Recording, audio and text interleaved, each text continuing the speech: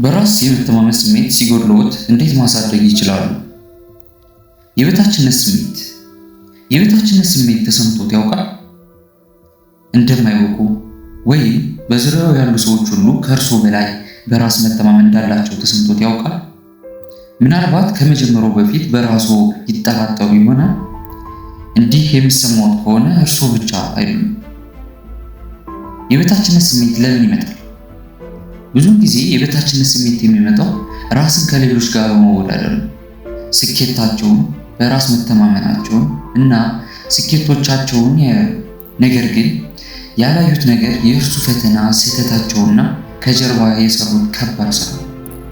ሁሉም ሰው የሚያድገው በራሱ ፍጥነት ነው። ለዚህ መፍትሄው 3 ደረጃዎችን አቅርቤላችኋል። ደረጃ 1 ትንንሽ ድሎች።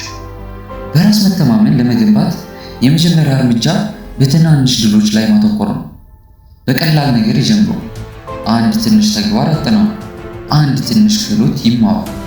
እያንዳንዱ ትንሽ ስኬት ለአእምሮ መልእክት ያስተላልፋል። ይህ ማድረግ ይችላሉ። እነዚያ ትናንሽ ድሎች ቀስ በቀስ እውነተኛ በራስ መተማመን ይገነባሉ። ደረጃ 2 ከራስዎ ጋር የሚያደርጉትን ንግግር ቀይሩ።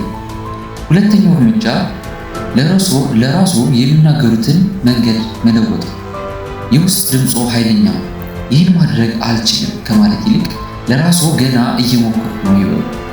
አዎንታዊ የራስ ንግግር ወይም ፖዚቲቭ ሰርቶ ቀስ በቀስ ራስዎን የሚያዩበትን መንገድ ይለውጣል። ደረጃ 3 እርምጃ ይውሰዱ። ሶስተኛው እርምጃ ፍርሃት ቢሰማዎትም እርምጃ መውሰድ ነው።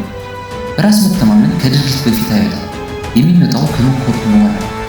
ወደፊት እርምጃ በወሰኑ ቁጥር ድፍረቶ እየጠነከረ ይሄዳል። ስለዚህ ይህን ያስታውሱ።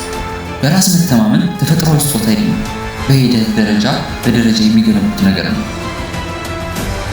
የዛሬው የበራስ መተማመን የምናዳብርበት መንገዶችን አውርተናል። ከወደዳችሁት ላይክ፣ ሼር ኤንድ ሰብስክራይብ፣ ኮሜንት ማድረግ አይረሳ።